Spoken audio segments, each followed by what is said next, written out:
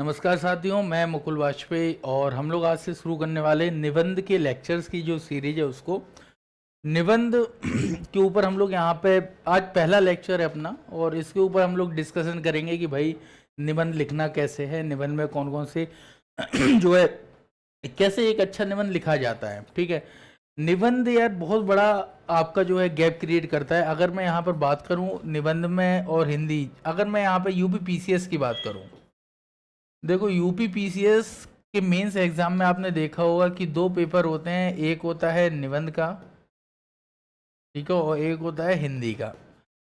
निबंध और हिंदी में दोनों में मिला के मैं आपको बताऊं तो लगभग जो है लोग यहाँ पे 220 230 मार्क्स तक भी लाते हैं। ठीक है, निबंध और हिंदी मिला के लोग जो है 230 मार्क्स भी लाते हैं और वहीं पर कुछ लोग निबंध और हिंदी मिला के 130 मार्क्स पे अटक जाते हैं। ठीक है, 70 नंबर आपके मान लीजिए किसी एक में आ गए, 60 नंबर किसी दूसरे में आ गए, ये तक हुआ है। ऐसे में भी ऐसा नहीं है कि 50 नंबर नहीं आते हैं, लोगों के 50 नंबर भी आते हैं। इवन मैंने लोगों के 42 नंबर तक देखे हुए हैं ऐसे में, यूपी पीसीएस की अगर मैं बात करूं, और मैंने 118 नंबर तक ऐसे में देखे हुए हैं। इवन देखे हुए मतलब कि मैंने यूपी पीसीएस में आयोग की जो यहाँ पर जो है कॉपी चेक की हुई है स्टूडेंट की, मैं उन्हीं स्टूडेंट की बता रहा हूँ कि लोगों ने 118 नंबर तक गेन किए हुए हैं।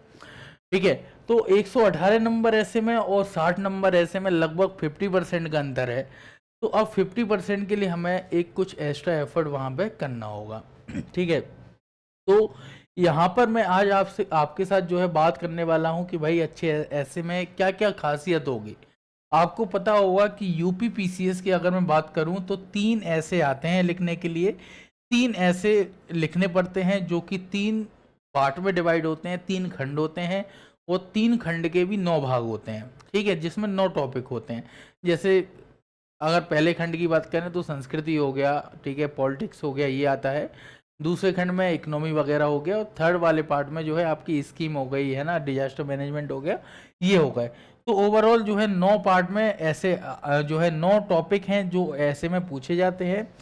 सोसाइटी, जैसे पहले खंड में कल्चर है, सोसाइटी है, तो सोसाइटी वाले पार्ट में बहुत सारे ऐसे बनते हैं।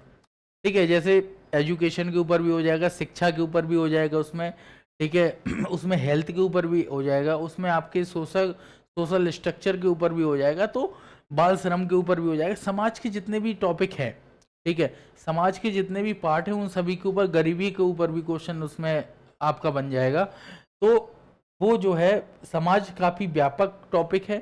संस्कृति वाला उतना व्यापक नहीं है, लेकिन संस्कृति को जोड़ते हुए काफी सारे जो है निबंध बन जाते हैं, चाहे वो संस्कृति को साहित्य से जोड़ दें, चाहे वो जो है साहित्य को संस्कृति से जोड़ दें, ठीक है, या फिर संस्कृति को सिनेमा से जोड़ दें, संस्कृति को समाज से जोड़ दें, तो वो एक मतलब जो है उसके काफी टॉपिक बन जाते हैं। इसी तरह साहित्य के भी काफी सारे टॉपिक बन जाते हैं, क्योंकि साहित्य को हम लोग कई सारे सेक्टर से जोड़ देते हैं। चाहे वो साहित्य नैतिक मूल्य हो जो कि 2019 में आया हुआ है, चाहे वो साहित्य या जो है आपका समाज हो, चाहे वो साहित्य और सत्ता हो, साहित्य और जो है राजनीति हो, तो इस तरीके से साहित्य के को जो है काफ़ी सारे टॉपिक से जोड़ के बनाया जाता है। हम लोग आगे की जो क्लासेस होगी उसमें एक एक टॉपिक को उठाएंगे, ठीक है, और एक एक निबंध के ऊपर डिस्कशन करेंगे। हमारा टारगेट ये है कि हम लोग एक निबंध को उठा के उसके ऊपर एक प्रॉपर तरीके से डिस्कशन कर लें, और मैं यहाँ पर जो आपको क्लासेस में बताऊंगा वो मेरा टारगेट ये होगा कि मैं आपको एक प्रॉपर रूपरेखा बनवा दूँ, एक जो है सिनॉप्सिस फॉर्मेट में पूरा एक स्ट्रक्चर आपको ऐसे का दे दूंगा कि भाई साहित्य और नैतिक मूल्य के ऊपर आता है तो हम लोग किस तरीके से ऐसे लिखेंगे, इंट्रो में क्या लिखेंगे, मेन बॉडी में क्या लिखेंगे, कंक्लूजन में क्या लिखेंगे। ठीक है, तो ये सबसे महत्वपूर्ण बात ये है कि ऐसे के जो है पेपर में आपके लिए टाइम बहुत सफिशिएंट होता है। 3 घंटे का टाइम है, ठीक है, और 3 घंटे के टाइम में 3 ऐसे लिखने हैं, और 3 ऐसे आपको जो है लगभग लगभग 2100 वर्ड में लिखने होते हैं। अब 2100 वर्ड 3 घंटे में बहुत आराम से लिखे जा सकते हैं, क्योंकि 3500 शब्द भी लिखते हैं। तो ऐसे में आपको जो सबसे महत्वपूर्ण काम है वो होता है इसका स्ट्रक्चर तैयार करना, फ्रेमिंग या सिनॉप्सिस तैयार करना। तो देखो ऐसे के पेपर में आप जब भी जाएंगे, सबसे पहले हर ऐसे के ऊपर आपको 10 मिनट का टाइम देना है सिनॉप्सिस तैयार करने में। आपको एक रूपरेखा तैयार करनी है। आपने देखा होगा अब्राहम लिंकन ने बोला था कि भाई अगर मुझे पेड़ काटने के लिए कुल्हाड़ी दी जाए तो मैं सबसे पहले आधे 1 घंटे जो है कुल्हाड़ी की घिसाई करूंगा, जिससे कि जो कुल्हाड़ी है वो नुकीली हो जाए और पेड़ आराम से कट जाए। तो उसी तरह होता है कि आपको पहले काम करना पड़ेगा सिनॉप्सिस बनाने के ऊपर, रूपरेखा बनाने के ऊपर। ठीक है। आज के ये जो है लेक्चर है, इसमें मैं आपको बताने वाला हूँ कि इंट्रो कैसे लिखेंगे, मेन बॉडी में कैसे पार्ट कवर करेंगे और किस तरीके से जो है कंक्लूजन लिखेंगे। ठीक है। तो ये मैं आज के वीडियो में यहाँ पे बात करने वाला हूँ। सबसे पहले देखो ये 3 चीजें हैं जो आपको जो है यहाँ पे है। 3 घंटे हैं, 3 निबंध, 2100 वर्ड है। सबसे पहले आपको बनानी है एक रूपरेखा। ठीक है। तो रूपरेखा में आपको जो है 10 से 15 मिनट रूपरेखा के लिए देना है, और केवल आयोग में ही नहीं। ठीक है। जब आप अपने घर पे भी ऐसे लिखेंगे, जो ऐसे का प्रोग्राम है उसमें जो आप ऐसे घर पे लिखेंगे उसकी भी पहले आपको 15-20 मिनट, आधे घंटे रूपरेखा ही बनानी है। हालांकि मैं तो क्लास में बनवा ही दूंगा, तो मैं तो एक आपको अप्रोच अवेलेबल करवा दूंगा कि भाई इस अप्रोच के साथ आप अपनी रूपरेखा बना सकते हैं। ठीक है। तो बेसिकली जो ऐसे होता है वो मैं आपको यहाँ पे बताऊं 4 भाग में होता है। 4 पार्ट हमने ऐसे के किए हुए हैं। ठीक है। जो आपको ऐसे लिखते टाइम करना होगा। 4 भाग में आपको बता दे रहा हूं। नंबर 1, आपको रूपरेखा तैयार करनी है। नंबर 2, आपको भूमिका लिखनी है, इंट्रोडक्शन लिखना है। नंबर 3, आपको मुख्य भाग लिखना है, मेन बॉडी लिखनी है। और नंबर 4, आपको कंक्लूजन लिखना है। ठीक है, निष्कर्ष लिखना है। ये जो हमारा निबंध का कोर्स है, इसमें हम लोग आपको भूमिका भी बना के दे देंगे, कंक्लूजन भी बना के दे देंगे, हर टॉपिक की 4-4, 5-5 भूमिकाएं दे देंगे, हर टॉपिक का कंक्लूजन भी दे देंगे, जिससे कि आपको बहुत ज़्यादा मेहनत ना करना पड़े, हम लोग भी आपकी तरफ से कुछ मेहनत करें। ठीक है। तो ये आपके 4 भाग हैं जिसमें आपका ऐसे पूरा डिवाइड होगा। ठीक है। भूमिका बेसिकली पता क्या होता है, भूमिका आपके ऐसे की बहुत सॉलिड होनी चाहिए। जैसे आपने देखा होगा कई सारी मूवीज आती हैं। ठीक है। और आप देखते हो ना, मूवी का जो ट्रेलर होता है उस तरीके की आपकी भूमिका होनी चाहिए कि उस भूमिका में पूरा आप जो है उसका निचोड़ एक बता दें कि एक्चुअली जो है टॉपिक आगे क्या होने वाला है। ठीक है। आप क्या लिखने वाले हो, इस तरीके से जो है भूमिका आपकी होनी चाहिए। दूसरा, भूमिका बहुत अट्रैक्टिव होनी चाहिए, आकर्षक होनी चाहिए।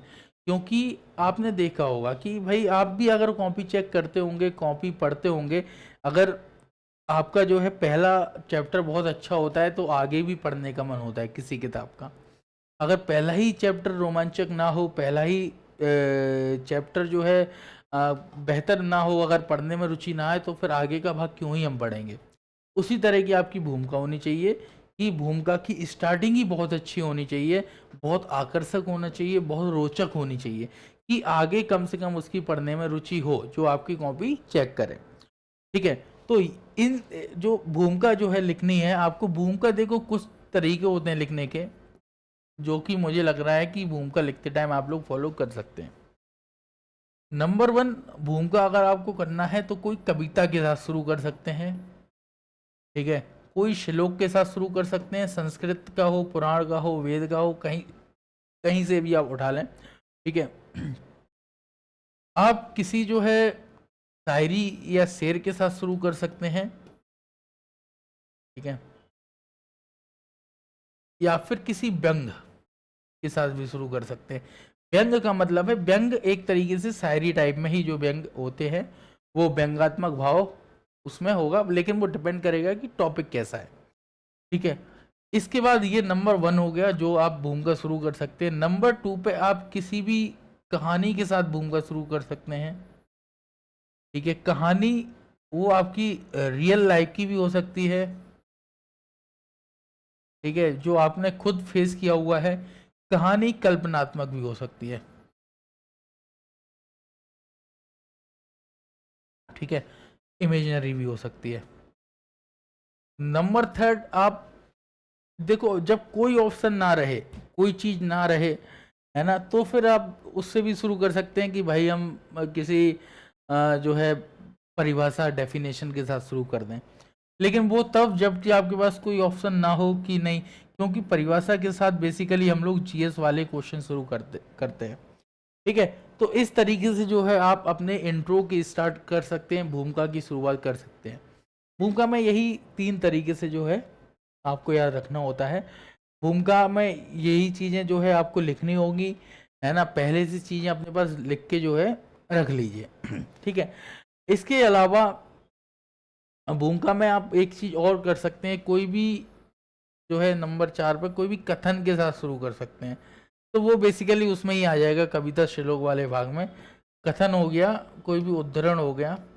ठीक है, अब ये कथन देखो आपका एक दार्शनिक भी हो सकता है ना, फिलोसॉफिकल भी हो सकता है आपका कथन। कथन आपका जो है पॉलिटिक्स, जो है आपके राजनीतिज्ञ हैं उनके द्वारा, जो पॉलिटिकल लीडर हैं उनके द्वारा दिया हुआ कोई स्टेटमेंट हो सकता है। कोई जो है पर्सनालिटी ऐसी है जो बहुत जो है जानी मानी है, बहुत फेमस है, आप उसका भी स्टेटमेंट यूज़ कर सकते हैं। तो बेसिकली किसी भी दार्शनिक का भी हो सकता है, किसी भी जो है महान व्यक्ति का भी हो सकता है। महान व्यक्ति बेसिकली गांधी हो गए, अब्राहम लिंकन हो गए, ये सब। कोई एक प्रासंगिक व्यक्ति का भी हो सकता है। ठीक है, कोई भी रिलेवेंट पर्सनालिटीज है, जैसे कि अभी मान लो टेक्नोलॉजी के ऊपर एलोन मस्क अगर कोई स्टेटमेंट बोल दे तो हम वो यूज कर सकते हैं। ठीक है, अगर कोई जो है कोई ऐसा व्यक्ति है जो बहुत फेमस है, कोई सीईओ है किसी कंपनी का, या कोई भी ऐसा है जैसे मान लो मार्क जुकरबर्ग हो गए, वो कुछ अगर बोल दें तो वो हम लोग यूज कर सकते हैं स्टेटमेंट में। ठीक है, तो इस तरीके से जो है आपको अपने स्टेटमेंट शुरू करने होंगे।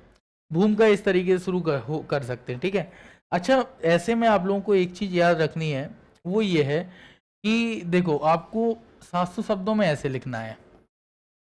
ठीक है, 700 शब्दों में ऐसे लिखना हो, ऐसे के लिए पर्याप्त पेज वहाँ पे मिलते हैं।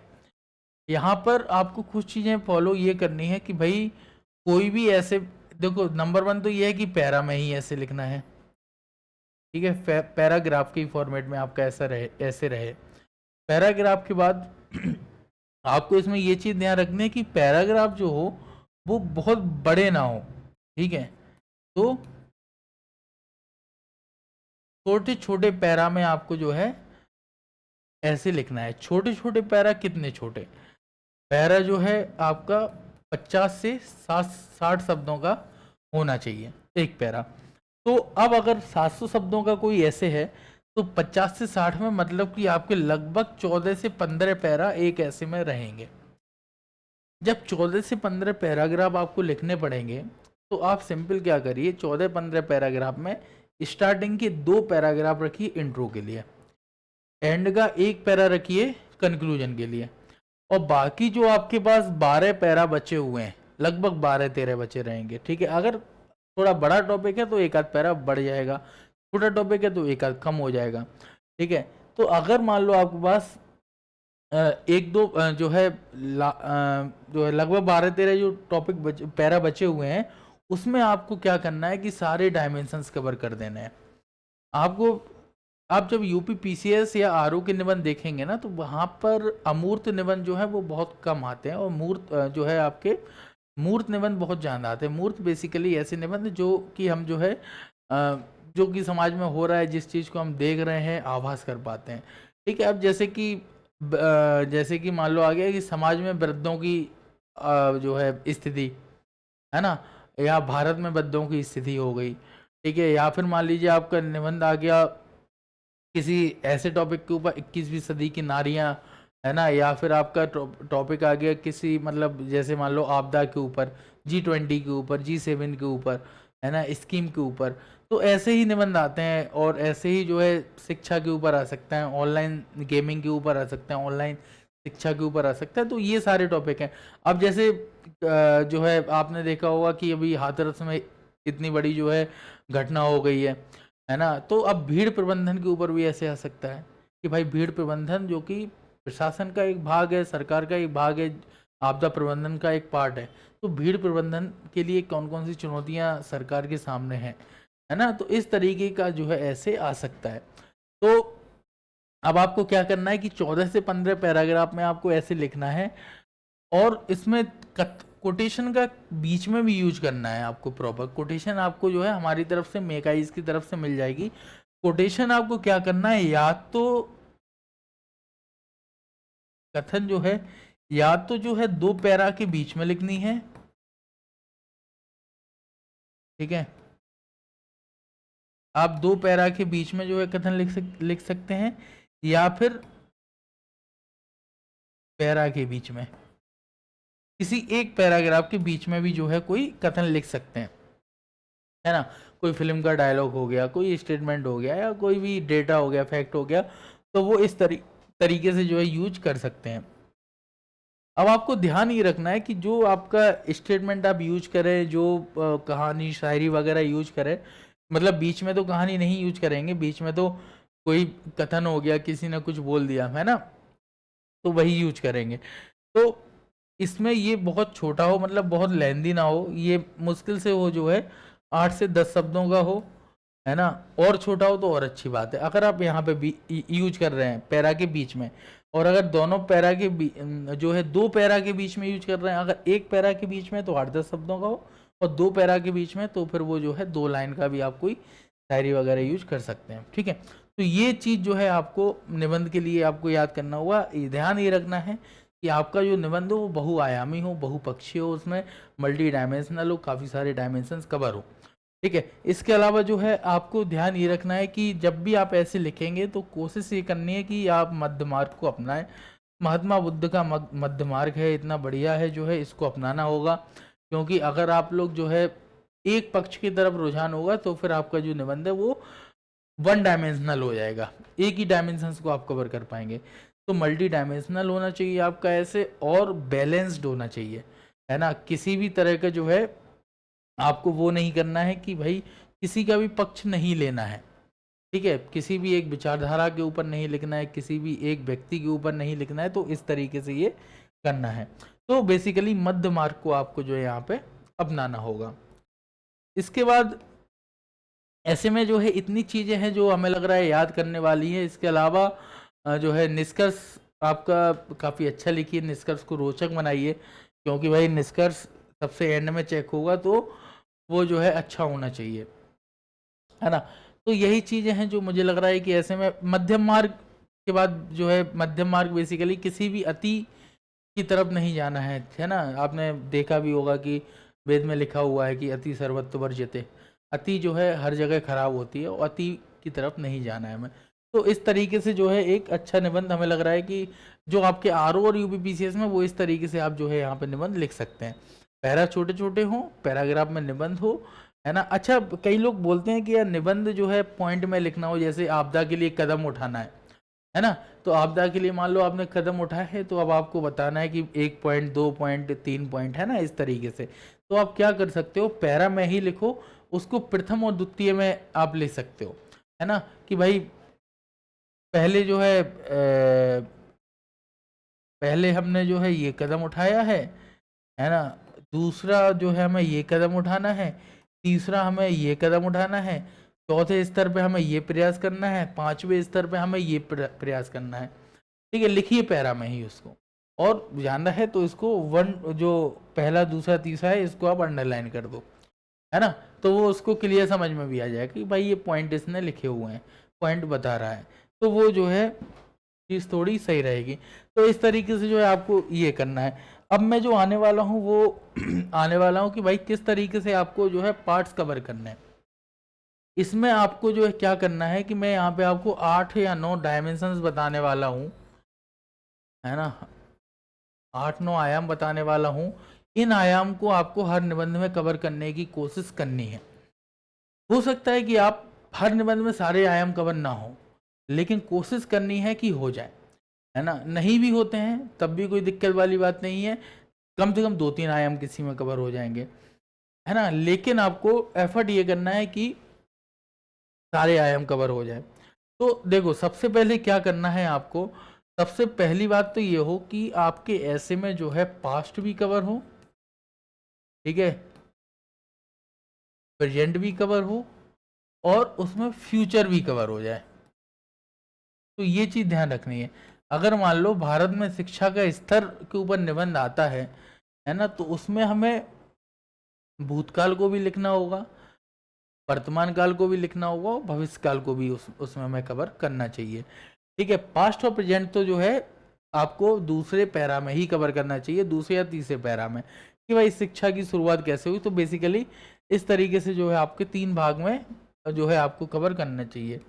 नंबर दूसरा ये है कि आपको अगर कोई स्टेटमेंट आ जाता है या फिर कोई निबंध आ जाता है, तो उसके पॉजिटिव और नेगेटिव या फिर उसके फेवर में और उसके जो है अगेंस्ट में दोनों आपको आयाम कवर करने चाहिए। तो बेसिकली उसके जो है पॉजिटिव,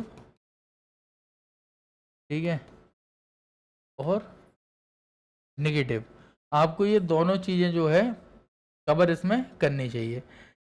ये तो सिंपल सी चीज़ है कि भाई पॉजिटिव नेगेटिव हो गया, पास्ट प्रेजेंट फ्यूचर हो गया, ये तो कवर हमें करना ही है। इसके अलावा फिर आपको काफ़ी सारे डायमेंशंस भी कवर करने हैं। जैसे नंबर 1 पे यहाँ पे मैं बात करने वाला हूँ सोशल की, ठीक है, सामाजिक आयाम की। अब सामाजिक आयाम में आपको किस लेवल पे आयाम कवर करने हैं, है ना। जब आप सामाजिक आयाम की बात करेंगे तो वहां पर जो है सबसे पहले तो व्यक्ति के स्तर पे भी हमें कवर करना होगा, फिर हमें समाज के स्तर पे कवर करना होगा, ठीक है, फिर हमें राज्य के स्तर पे कवर करना होगा, फिर हमें राष्ट्र के स्तर पे कवर करना होगा और फिर हमें विश्व के स्तर पे सब कवर करना होगा। तो ये चीजें जो है, अब आपको क्या करना है, मैं आज जो आपको ये चीज बताने वाला हूँ ये एक्चुअली डायमेंशंस ओपन करने वाली चीज है कि आप अपनी सोचने की क्षमता को कहाँ तक ले जा पा रहे हैं। ठीक है, जरूरी नहीं है कि हर निबंध में विश्व का कवर हो जाए या राष्ट्र भी कवर हो जाए या राज्य कवर हो जाए।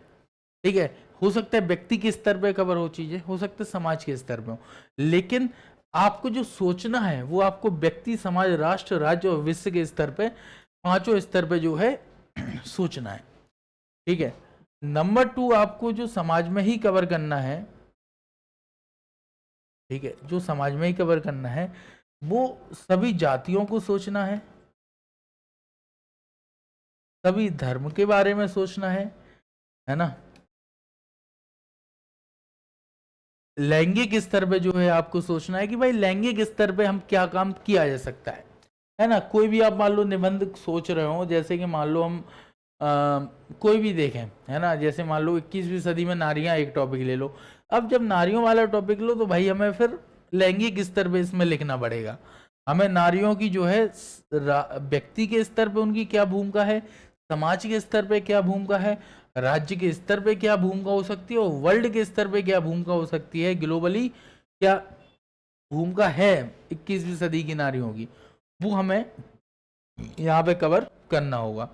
तो जाति, धर्म, लिंग या फिर जो है यहाँ पे फिर इसके बाद किसी जो है रेस, नस्ल, है ना, ये हो गई। तो ये हमें सारे डायमेंशन जो है यहाँ पे कवर करने होंगे। इसके बाद जितने भी वंचित वर्ग हैं, है ना, जितने भी जो है वंचित वर्ग हैं वो आपको कवर करने चाहिए। वंचित वर्गों में गर्भवती महिलाएं हो सकती हैं,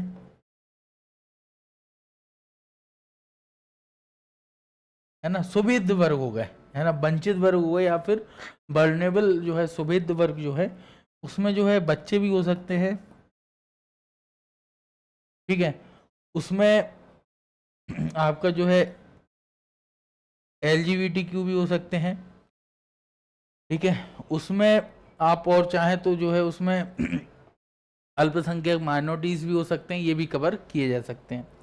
ठीक है, इसके बाद समाज में ही अगर हम लोग बात करेंगे तो समाज में हमें जो है सभी तरह की विचारधाराओं को लेकर भी चलना चाहिए। अगर समाज वाले ही पार्ट में देखें तो सभी विचारधाराओं के स्तर में,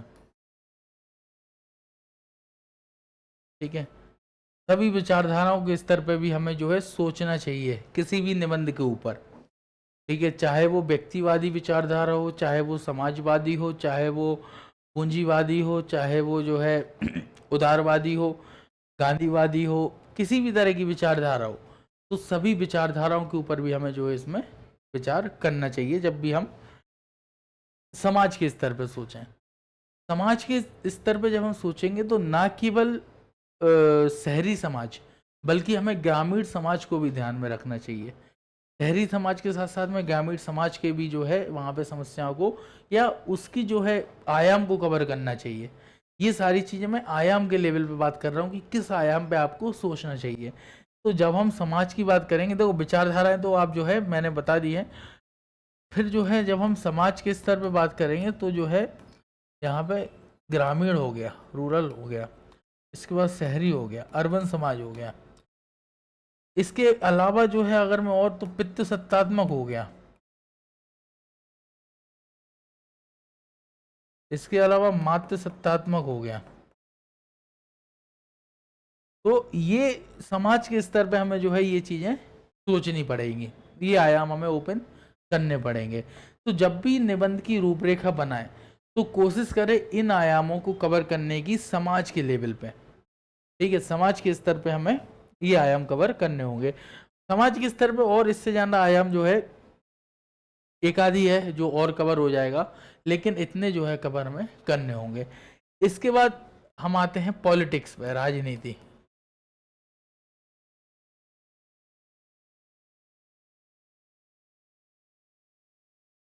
ठीक है, राजनीतिक, पॉलिटिकल। तो राजनीतिक जो हमारे डायमेंशंस हैं उसमें हम कौन कौन से डायमेंशंस कवर कर सकते हैं, अब उसके ऊपर मैं बात कर रहा हूँ। सबसे पहले जो सर्वोच्च है वो हमें संविधान के बारे में सोचना चाहिए। जब भी कोई निबंध आप लिखें तो उसमें संविधान के बारे में जरूर सोचें कि यार संविधान में इसमें क्या किया जा सकता है। 21वीं सदी की नारियां ये अगर हम टॉपिक ले लें, या हमने जो है वृद्धावस्था एक टॉपिक ले लिया, या हमने कृषक वर्ग एक टॉपिक ले लिया, कृषि समस्याएं एक टॉपिक ले लिया, तो उसमें संविधान के स्तर पे कौन से कदम उठाए गए हैं, संविधान के स्तर पे कौन से कदम उठाए जाने चाहिए, तो वो सारी चीजें। इसमें अधिकारों की बात की गई है तो अधिकार के जितने भी टॉपिक हैं वो, इसमें कर्तव्य की बात की गई है तो कर्तव्य के सारे, तो इसमें अधिकार और कर्तव्यों को भी मेंशन जो है करना चाहिए जब आप संविधान की बात करेंगे। ठीक है, तो जब भी कोई टॉपिक उठाइए तो उसमें संवैधानिक जो पक्ष है उसका जो एक कॉन्स्टिट्यूशनल जो है डायमेंशन है वो इसमें कवर करना चाहिए। संविधान के साथ जो है फिर इसमें संसद को भी कवर करना चाहिए। ठीक है, संसद के स्तर पे इसमें क्या कदम उठाया गया है, क्या उठाया जा सकता है। ठीक है, तो वो जैसे जो है इसमें ये चीज करनी चाहिए। जैसे निजता का अधिकार एक टॉपिक आ गया तो उसमें हम लोग कवर कर सकते हैं, काफी सारे टॉपिक हैं, कोशिश करिए कि ये सारे डायमेंशंस कवर हों। ठीक है, इसके अलावा राजनीतिक मूल्यों के स्तर पे, है ना, राजनीतिक मूल्यों के स्तर पे, मूल, ठीक है, पॉलिटिकल वैल्यूज। तो इसमें कोई भी राजनीतिक मूल्य हो, आपका धर्मनिरपेक्षता हो गया, पंथ निरपेक्षता हो गया, पारदर्शिता हो गया, जवाबदेहिता हो गया, समाजवाद हो गया, लोक कल्याणकारी राज्य हो गया, तो ये जितने भी जो है मूल्य हैं, है ना, ये सभी राजनीतिक मूल्यों में कवर करने चाहिए। और जितने टॉपिक हों उसमें ये कोशिश करनी चाहिए कवर करने की। अगर पॉलिटिक्स का कोई टॉपिक है, पॉलिटिकल टॉपिक है, जैसे राजनीतिक में अपराधीकरण, तो उसमें तो ये मतलब है बेसिक नीड है ये तो कवर करना कि भाई उसमें तो राजनीतिक मूल होना ही चाहिए, उसमें लोकतंत्र कवर होना चाहिए। ना केवल लोकतंत्र जो है राजनीति में, बल्कि जो है घरों के अंदर भी लोकतंत्र कवर होना चाहिए, है ना। और लोकतंत्र जो है दलों के अंदर भी लोकतंत्र कवर होना चाहिए कि भाई जो दल है, जो पार्टी है, उसके अंदर कैसा लोकतंत्र है, हमारे घरों में कैसा लोकतंत्र है, क्या जो है एक ही व्यक्ति की बात मानी जाती है, सभी लोग मिलके जो है वो जो है बातों को अपने प्रस्तुत करते हैं और फिर डिसीजन लिया जाता है। तो वो डेमोक्रेसी का जो है एक व्यापक स्तर है, व्यापक रूप है डेमोक्रेसी का। ठीक है, तो राजनीतिक मूल्यों को कवर करने के बाद हमें जो है इसमें राजनीतिक विचारधारा को कवर करना चाहिए। राजनीतिक विचारधाराओं में अराजकतावादी विचारधारा हो गई, ठीक है, जैसे मतलब इसमें बहुत सारी विचारधाराएं कवर हो सकती हैं आपकी, है ना। तानाशाही जो है एक विचारधारा है वो कवर हो गई, या फिर जो है साम्यवाद हो गया, या फिर आपका जो है इसके अलावा समावेशी लोकतंत्र की एक विचारधारा हो गई, इंक्लूसिव, है ना। तो इस तरीके की जो है राजनीतिक विचारधारा है, राजनीतिक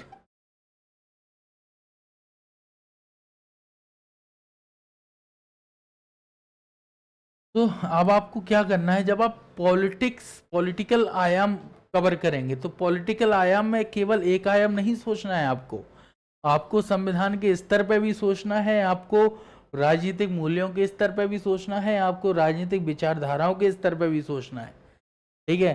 दक्षिणपंथी भी हो गया इसमें, वामपंथी भी हो गया इसमें, है ना। गांधी की विचारधारा, शांतिवाद की जो विचारधारा है वो भी कवर हो जाएगी इसमें, तो गांधीवादी विचारधारा भी इसमें कवर हो जाएगी, ठीक है।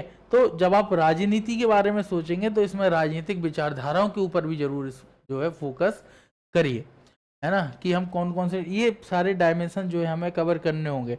अभी तो ये पूरा एक व्यापक स्तर पे हम कवर कर रहे हैं, फिर जब हम लोग एक एक टॉपिक कवर करेंगे, एक एक जो है वो देखेंगे, तो उसमें जो है हम लोग और बेहतर तरीके से जो है सिनॉप्सिस बनाएंगे, ठीक है।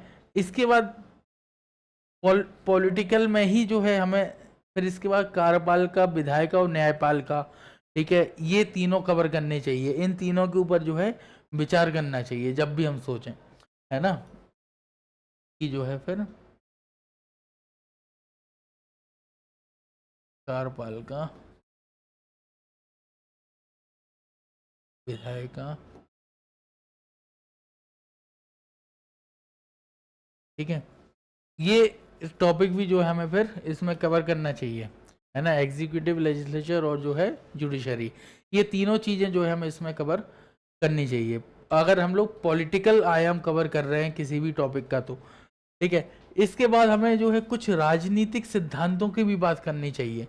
कुछ राजनीतिक सिद्धांत, ऐसे सिद्धांत की शक्ति का पृथक्करण हो गया, विधि द्वारा स्थापित प्रक्रिया हो गई, विधि का शासन हो गया, संविधानवाद हो गया, तो लोक कल्याणकारी राज्य हो गया। तो जो राजनीतिक सिद्धांत है, प्राकृतिक न्याय का सिद्धांत हो गया, तो ये सारी चीजें जो है हमें राजनीतिक सिद्धांत में इसमें कवर करनी चाहिए, जैसे विधि का शासन, रूल ऑफ लॉ, है ना, विधि द्वारा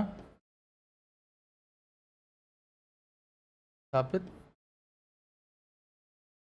प्रक्रिया, प्रोसीजर स्टेब्लिश बाय लॉ, ठीक है, शक्ति का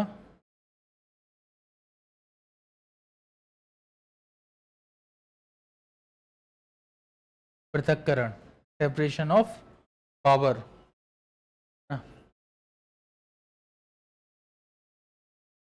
प्राकृतिक न्याय, नेचुरल जस्टिस, ठीक है, और कल्याणकारी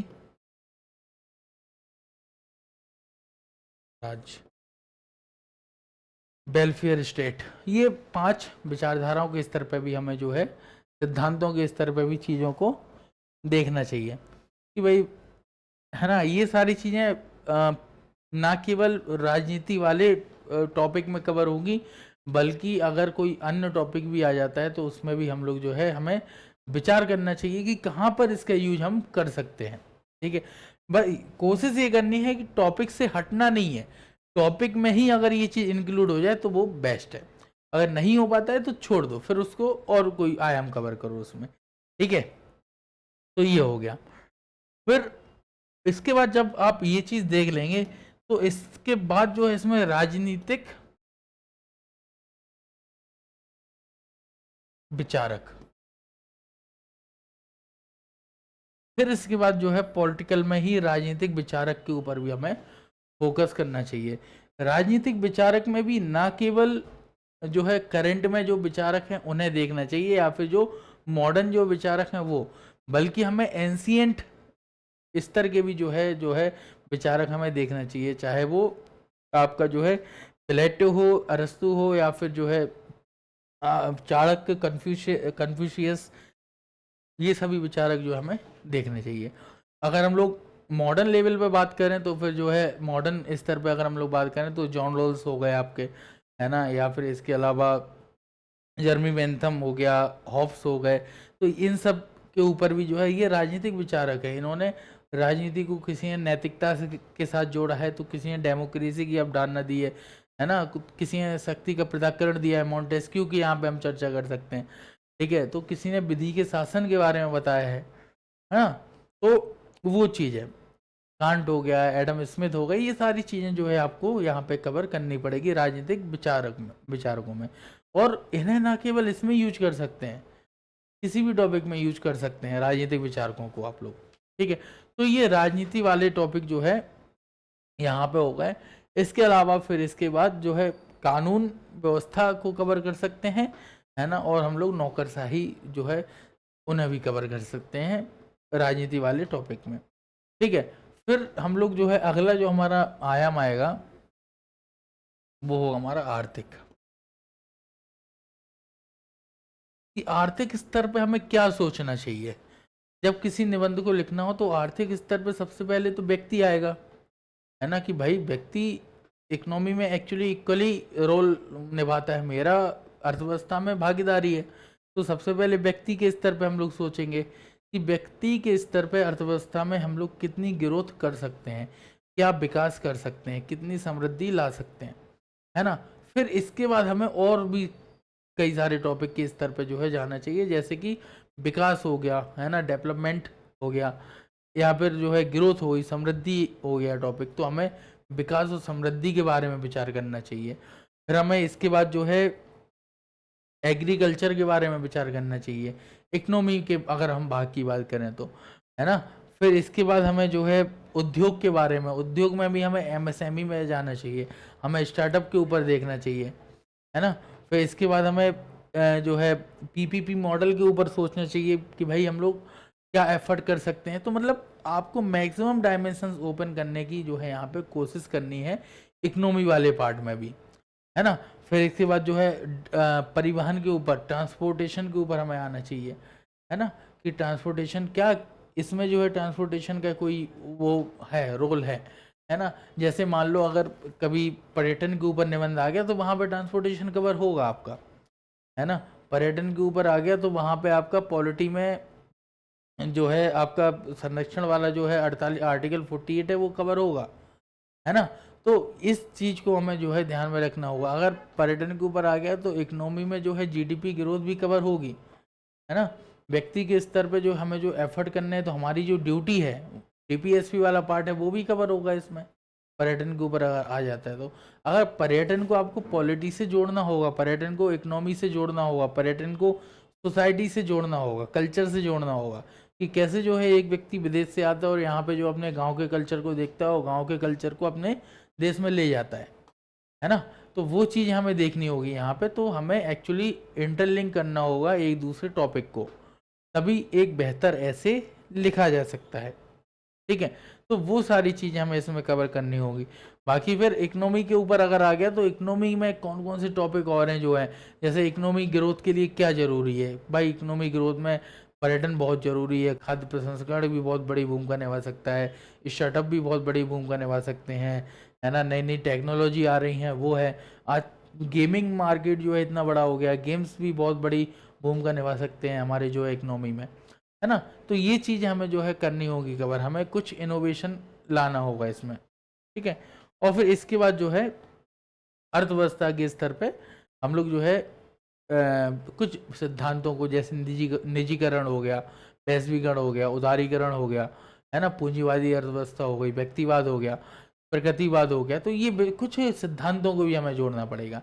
अब कल्चर के ऊपर निबंध आया है और मैं कल्चर को जो है जोड़ के प्रकृतिवाद, उदारवाद के ऊपर लेके आ जाऊंगा, तो ये अच्छी चीज़ है कि हमें भाई इकोनॉमी से जोड़ना चाहिए, है ना। कल्चर को हमें पॉलिटी से जोड़ना पड़ेगा, है ना। कल्चर को हमें लिटरेचर से जोड़ना पड़ेगा, साहित्य से जोड़ना पड़ेगा, है ना। और वही हमारा अच्छा निबंध होगा, ठीक है।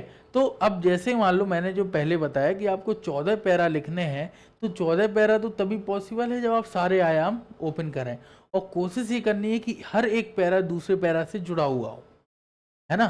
चाहे वो शेर शायरी के थ्रू आप जोड़ें या फिर आप जो है उन्हें शब्दों के माध्यम से जोड़ें, लेकिन आपके ऐसे में जो है फ्लो होना चाहिए, प्रवाह होना चाहिए।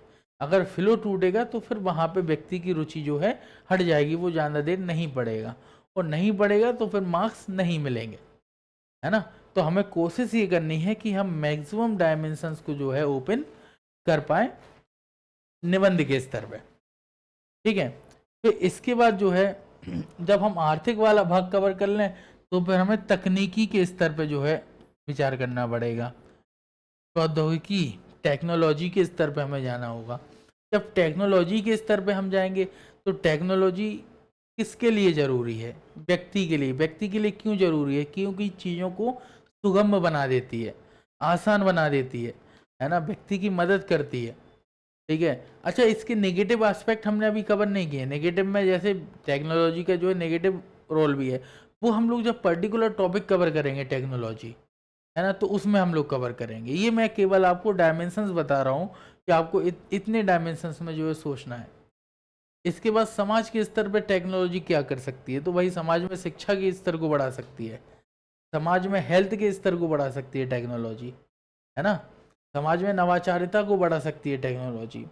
इसके बाद सरकार के स्तर पे क्या कर सकती है? तो भाई टेक्नोलॉजी, ई गवर्नेंस, आईटीसी, ये सब सरकार के स्तर पे कर सकती है ना। फिर इसके बाद अर्थव्यवस्था के लिए क्या कर सकती है? तो भाई जो है गुणवत्ता, क्वालिटी को बढ़ा सकती है ना। चीज़ों का मानकीकरण, स्टैंडर्ड जो है सेट कर सकती है। पहले नहीं था ये कि भाई हम लोग एक स्टैंडर्ड के साथ चीज़ें मिल पाए, आज मिल जाती है ना। क्लाउड किचन का कॉन्सेप्ट है, पूरा टेक्नोलॉजी के ऊपर बेस्ड है ना। तो ये सारी चीज़ें जो है, फिर इसके बाद हम लोग टेक्नोलॉजी को इन्वायरमेंट से जोड़ेंगे, है ना। टेक्नोलॉजी को जो है क्लाइमेट चेंज से जोड़ेंगे, टेक्नोलॉजी को जो है आप मानसून से जोड़िए, है ना। तो इन सारी चीज़ों का जो है हमें ये कवर करना पड़ेगा टेक्नोलॉजी के जो है एस्पेक्ट से, है ना। टेक्नोलॉजी के इतने आयाम कवर करने होंगे। इसके बाद टेक्नोलॉजी के बाद हम लोगों को जो है यहाँ पे कुछ दार्शनिक आयाम भी कवर करने होंगे। दार्शनिक हो गया, आध्यात्मिक हो गया। अच्छा, जरूरी नहीं है कि हर टॉपिक में तकनीकी या प्रौद्योगिकी आयाम कवर हो जाए, ऐसा जरूरी नहीं है, ठीक है। यह भी जरूरी नहीं है कि हर टॉपिक में आध्यात्मिक या दार्शनिक आयाम कवर हो जाए, लेकिन पर्टिकुलर अब जैसे मान लो ये आ जाए कि भाई भारतीय संस्कृति विश्व में सर्वश्रेष्ठ संस्कृतियों में से एक है, तो वहां पे हम लोग दार्शनिक और आध्यात्मिक आयाम कवर कर सकते हैं, है ना। वहां पर हम लोग जो है तकनीकी वाला आयाम कवर कर सकते हैं कि भाई प्राचीन काल से तकनीकियां जो है हमारे यहाँ पे हैं, ये है ना। वहां पर हम लोग कल्चर वाले जो वैल्यूज हैं उनको कवर कर सकते हैं, है ना। लेकिन बात यहाँ पर सोचने वाली है कि क्या आप इतने आयाम सोच पा रहे हो, क्या आप इतने आयाम कवर कर पा रहे हो, ठीक है। फिर इसके बाद जो है दार्शनिक और आध्यात्मिक हो गया, है ना। फिर अब जैसे दार्शनिक आध्यात्मिक, तो जहाँ पे शांतिवाद की बात हो, जहाँ पे प्रेम की बात हो, जहाँ पे भाईचारे की बात हो, वहाँ पे तो भाई इंडियन जो कल्चर है वो सबसे बेस्ट है ना। जहाँ पे जो है बहुभाषी है, बहुधार्मिक समाज है ना, तो वो इंडियन कल्चर वहाँ के लिए बेस्ट है, ठीक है। तो इस तरीके से जो है यहाँ पर हम लोग दार्शनिक और आध्यात्मिक जो आयाम है वो कवर कर सकते हैं, है ना। इसके अलावा जो है आपको भौगोलिक दृष्टिकोण भी देखना होगा, भौगोलिक आयाम भी कवर करना होगा, है ना। यहाँ पर जो है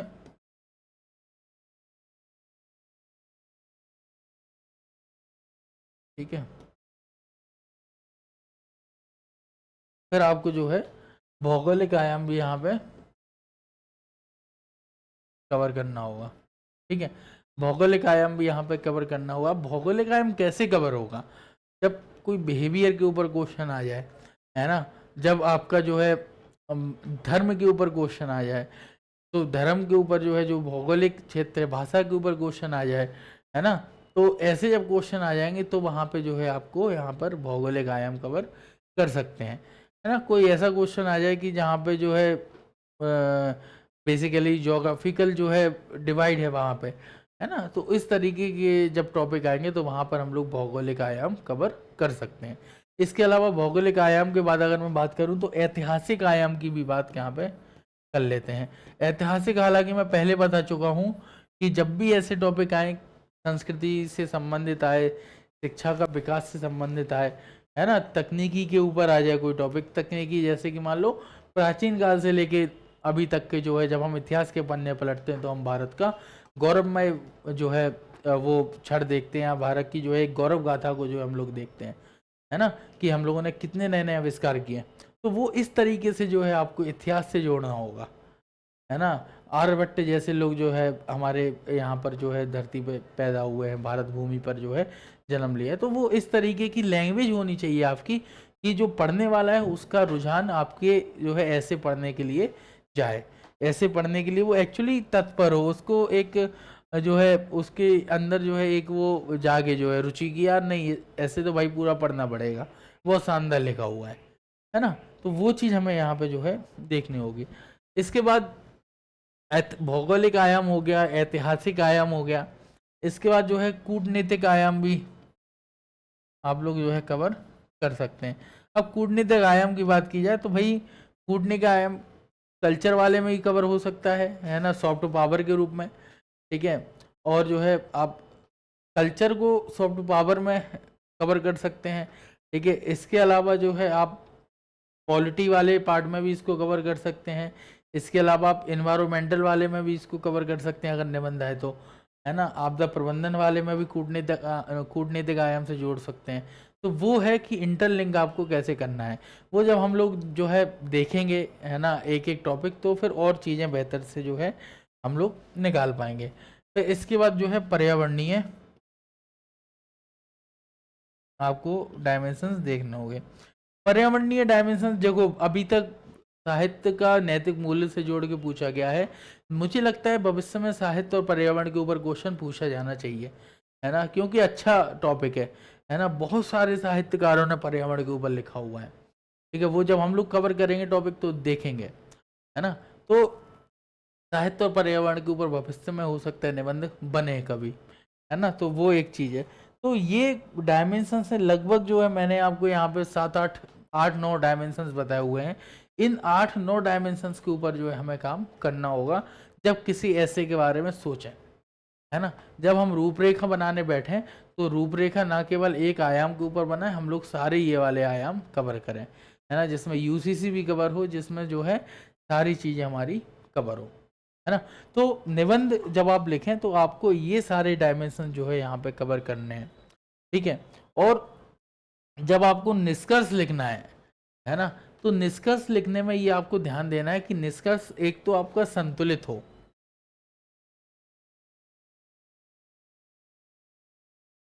नंबर 1 आपका जो है बैलेंस्ड हो, है ना, कोई एक पक्ष ना कवर हो, है ना। नंबर 2 थोड़ा आशावादी भी हो, है ना, ऑप्टिमिस्टिक हो। आशावादी इस सेंस में हो कि भाई चीज़ें बेहतर हैं, है ना। हम लोग अभी जो है कुछ दूरी ही चले हैं, है ना, बहुत दूरी अभी चलना बाकी है। अभी भारत की आज़ादी के 75 वर्ष ही हुए हैं, अभी हम लोगों को पूरा जो है जहाँ जीतना है। तो मतलब इस तरीके का एक वो होना चाहिए आशावादी कि भाई गरीबी ख़त्म नहीं हुई है, लेकिन गरीबी को हम लोगों ने बहुत हद तक जो है उससे लड़े हैं, है ना। और हम लोग यहाँ पे हार नहीं मानेंगे जब तक कि जो है भारत को एक गरीबी मुक्त राष्ट्र ना बना दें। इस तरीके का जो है भाव होना चाहिए निबंध में, आपका व्यू होना चाहिए कि लगे कि नहीं यार आप ही ख़त्म करने वाले हो गरीबी, है ना। तो वो एक भाव होना चाहिए। तो इसके अलावा कोई भी कथन हो, कोई भी स्टेटमेंट हो, वो सारी चीज़ें जो आप लिख सकते हैं, है ना, जो आप बेहतर तरीके से जो है प्रेजेंट कर सकते हैं, तो वो आपके जो है ये चीज़ होनी चाहिए। निबंध में बहुत ज़्यादा फैक्चुअल चीज़ों का काम नहीं है, फैक्ट बहुत ज़्यादा नीड नहीं है।